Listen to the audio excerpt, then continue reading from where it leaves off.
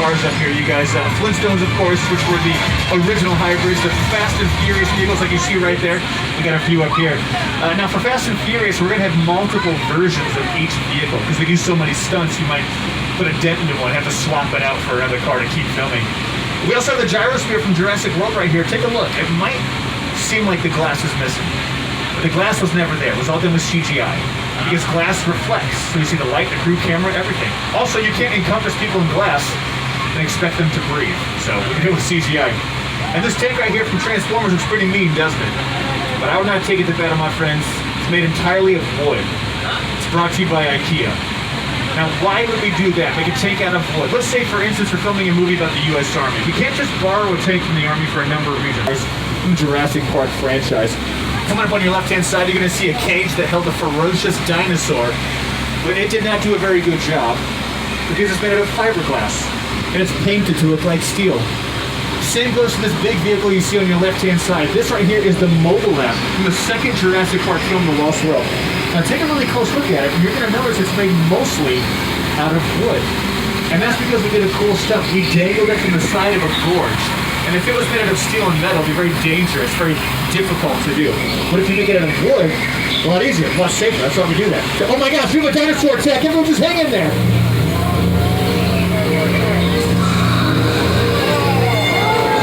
Oh!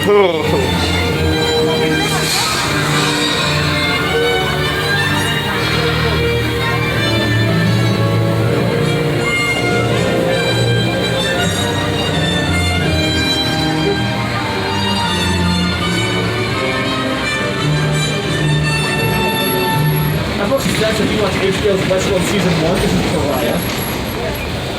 Now what you're hearing and seeing, of course, is thunder and lightning. Thunder coming from the speaker system above our heads. Lightning coming from high-intensity LED lights. Gives you the idea of an oncoming storm. Sounds like it's close. It's gonna rain? It's gonna rain! Oh my god! Now, for those of you that are native to Southern California, this is called weather. It's pretty simple as that. We have a sprinkler system right above our heads. It shoots water straight up in the air, falls down very naturally thanks to gravity. Now this is movie rain. It's a little bit different. If you're ever watching a baseball game on TV and it gets close to the rain, you look at your screen, you can't really see it. That's actual rain.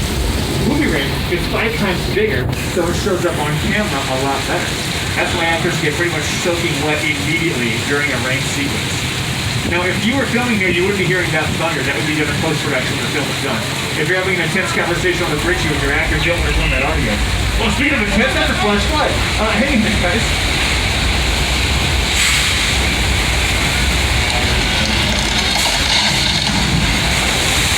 That, my friends, is the result of thousands of gallons of water making its way down that hill to scare you nice people. Now, this is a practical effect. It's real life. It's practical. And you've seen this in a few different projects.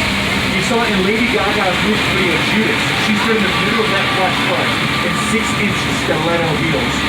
You also saw it in the movie Big Fat Liar, starring Paul Giamatti and Frank Muniz and Amanda Bynes. Take a look.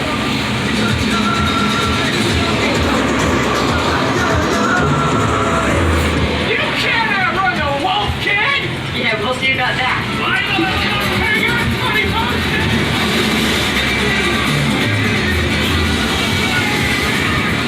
Poor Paul Giamatti stunt double. He never wins.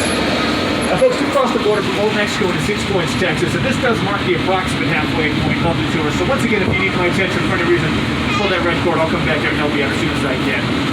Over here on your left, this is that 6 Points, Texas area, and this is a hotbed of filming. A lot of filming happens over here. Most recently, one of my favorite films that I shot here was Once Upon a Time in Hollywood, directed by Quentin Tarantino, starred Brad Pitt. They were walking up and down these streets the whole summer. If you watch that movie, this is where Leonardo DiCaprio's TV show and the movie that they filmed in the movie all took place right here pretty much. It looks like it's a different spot. They just, went from the front of the street to the back of the street. That's all they had to do. I want to draw your attention to the front up here, and we can make this look like any body of water in the entire world. We can even make this look like the ocean. All we have to do is add a little bit of waves, put maybe a miniature boat in there, put a blue screen behind it, superimpose images of water, voila, it's the Pacific Ocean. But my favorite use of this right here was as a lagoon. In this movie right here, the creature from the Black Lagoon. This is where the creature lives. Now there were 2 actors to play the creature right here. This is the main after. We're doing the light and do some more takes. The camera is on what's called a dolly track. It's going to be pushed forward by a camera operator, usually for an intense or a very emotional moment. Up here we've got hair and makeup, and my favorite part of the set, crafting. That's where all the food is. You're going to see all the crew members there, not so much actors. Alright, I've been Southern California since after this show, I went on a tour. Okay, everybody hanging. This is the studio.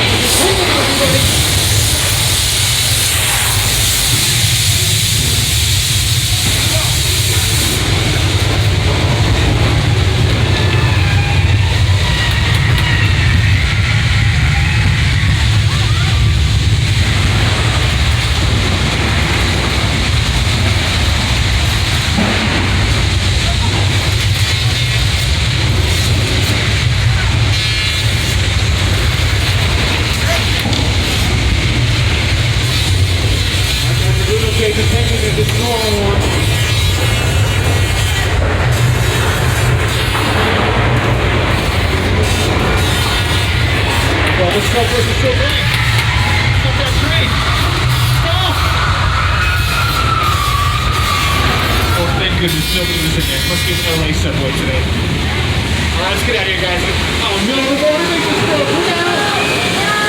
Oh!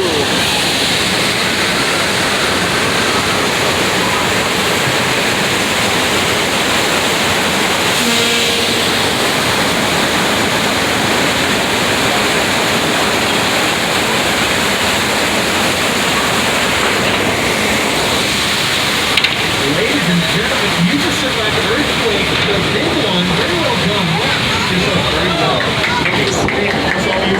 Oh, you know what? Hang out. I'm going to point something out real quick. They are filming in this area. So take a look at you right ahead. There's a security officer right here, and she's holding up an orange flag. And that's what's stopping us right now. This is how we are able to maintain the studio tours while we're still filming on this lot. So we never stop filming. Basically what we do is just stop the tram, and whenever they yell cut, then we can drive through.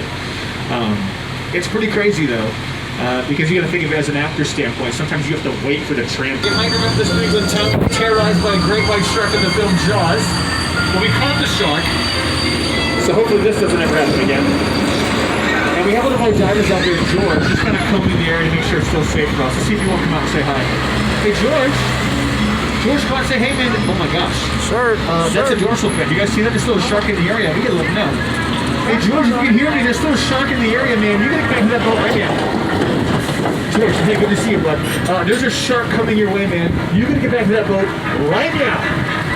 Okay, nobody worry. George is trained for underwater combat with sharks. He has all the tools he needs. He's gonna be perfectly fine. Never mind, he is not good. Wow. Well, you know, it takes a lot of guts to go out there, guys, and those are his. All right, Gary, let's work behind these gas barrels. We'll be safe here. And we do have some bait in the barrel out there. If the shark takes the bait, we're okay. If not, we'll take a bigger tram. Let's see what happens. Oh, good. It's taking the bait. And the whole pier. That's very shellfish. Oh.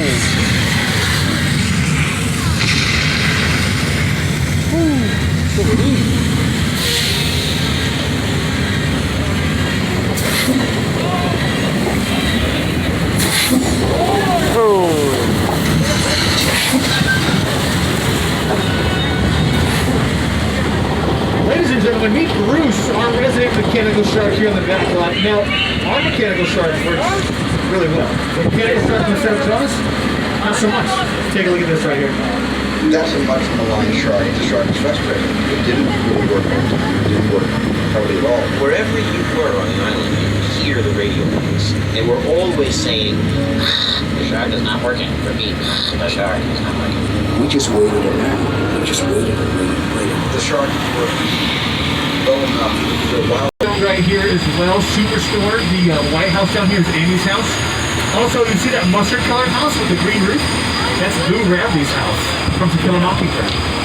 Now over here on your right-hand side, this is the Chicken Ranch, and you've seen this in a lot of different productions. It was built for this movie right here, the best little whorehouse in Texas, but this is a practical set, which means you can film inside, outside, upstairs, downstairs. You remember we talked about facades, the village that weren't real? Take a look at the neighbor's house. That's a perfect shot of a facade. Just a part of a house.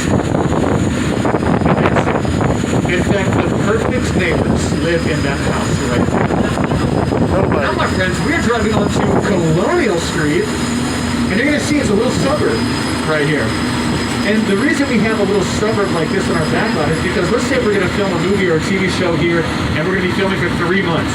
We can't just go to some random street and say to all the residents, hey, so you guys can't park your cars here, you can't leave your house for 14 hours while we're filming, you got to remove all of your fire hydrants, your mailboxes, things like that. We can't do that.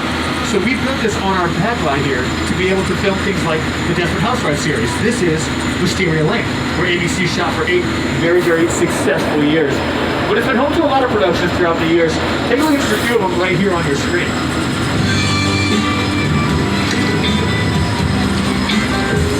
That's right, the greatest actor in the entire world, Tom Hanks, filmed The Birds as well as Lady Killers right here.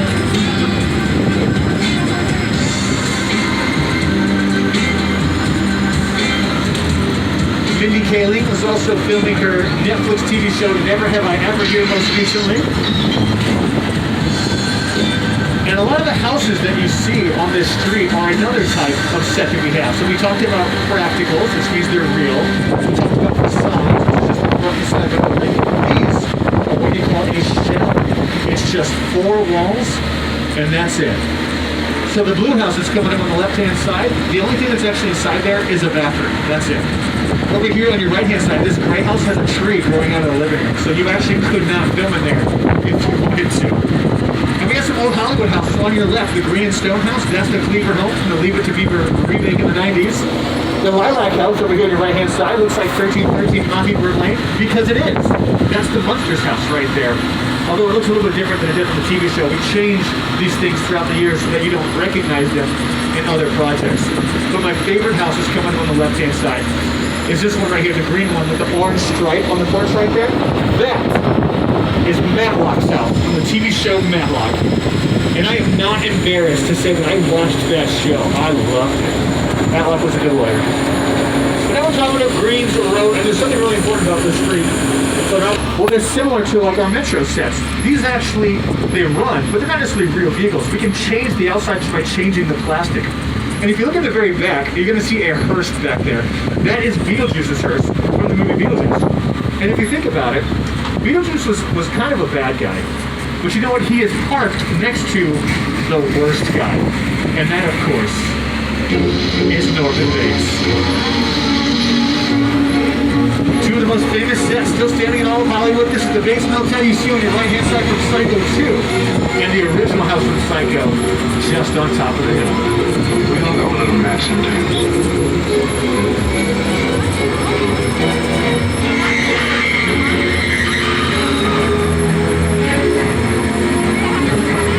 Now, one of my favorite facts about the Psycho film is it's the first movie to feature a flushing toilet, which was a very big deal for American audiences. You have to think, back in the 60s, TV shows were showing married couples sleeping in separate beds. And this movie showed a flushing toilet. It was a very big deal.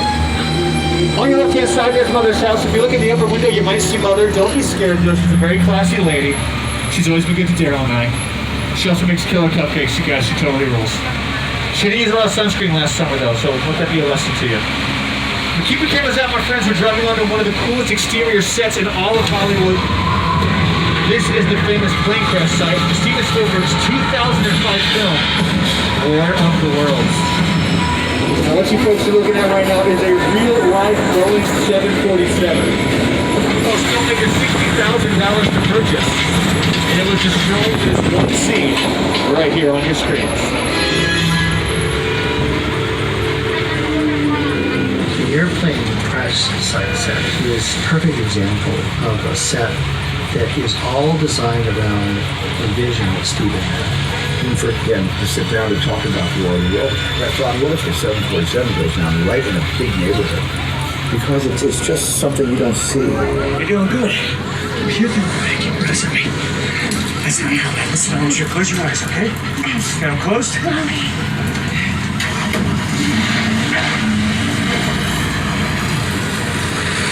Robbie, get in. Get in. And that's it, man. That's like the whole scene right there. Like I said, the plane cost $60,000 to purchase, but to have it transported to the Mojave Desert here on Matlock, it cost filmmakers in excess of $200,000. And it was only in the movie for 4 minutes. But there's a rule here in Hollywood, and it's Steven Spielberg gets whatever he wants. And that is why you see a plane on our Matlock. Now my favorite set is Falls Lake, right out here. And Falls Lake includes this whole area, even the cabin. Now you've seen this cabin in a lot of productions. You saw it in Deja Vu, starring Denzel Washington, Shooter with Mark Wahlberg, The Great Outdoors and The Late John Candy, the Desperate Housewives series, and also Deja Vu, starring Denzel Washington. So my really favorite part is that big blue wall out there. They filmed some incredible movies like Bruce Almighty. Warner Brothers filmed part of Dunkirk out here. The boats are capsized and things out here. And they filmed an incredible movie that starred the greatest actor in the entire world, Tom Hanks. They filmed Sully right out here, guys. Take a look at this. Evacuate. Now this plane was actually out on the concrete slab out there. It was raised up on stilts and the water was brought to the level of the plane. You'll notice it doesn't move as the actors are walking on the wing. Very convenient. But these actors are completely safe. They're only in about 3 or 4 feet deep of water. So if they slip and fall, all they have to do is stand up and they're fine.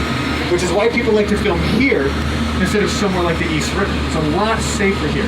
And we have that big blue wall so we can superimpose images in post-production. So you see the New York and the New Jersey skyline? That's not real. That's all created by a computer and imposed on the blue screen in post-production. Now, looks like we're getting rerouted to Sullivan Truck Repair. Not sure why we're heading in here, guys. This is a known street racer party hangout. Things get pretty dicey in here, so I'm gonna stay cool, stay calm, stay seated, and we're gonna figure out exactly what's going on. Looks like we got a contact sent off to us to see what's going on. My name is Roman Pierce. Pleased to meet you. My buddy Hobbs asked us to stash you with Sean for a while. We brought you in our secret spot. We're having a few friends over. It's a little messy, but it's all good. The more the merrier. Especially you right there in that third row. I'm saying. So look, see over there? It's Hobbs' urban assault vehicle. Best truck the U.S. government can buy. That work of art back over there was made by my man Tej. Think of it as like a Mona Lisa on wheels. Extra. So did you break it down to them? What's that? One job to do, you and one. We're gonna keep Shaw from finding you. To keep you safe, we need your help. We just lost the key. Just don't let me go by, guys. We're gonna take refuge in this next room. Well, they got that party going on. Check this out.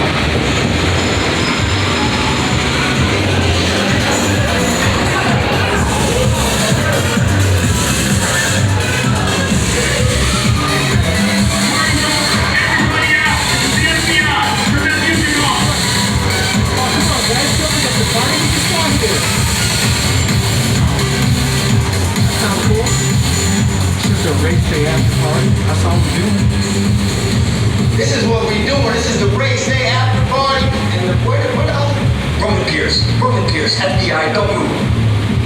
Ma'am, that's right, party's over. You know how long I took to iron this shit, man? I'm not. You're under arrest right now.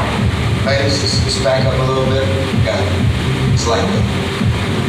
First of all, I don't work for you. Oh, really? Well, tell me, Roman, who do you work for?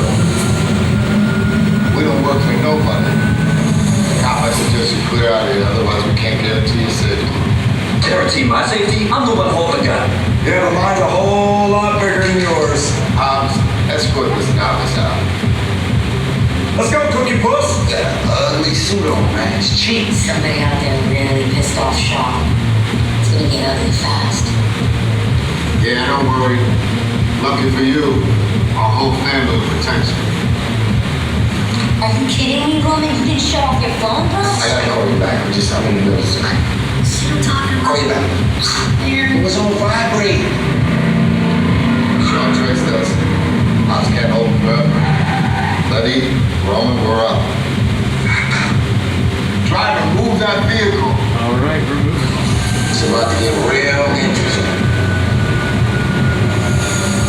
My Mona Lisa's all warmed up right next door. Roman, grab your truck. I need you and Letty ready to roll.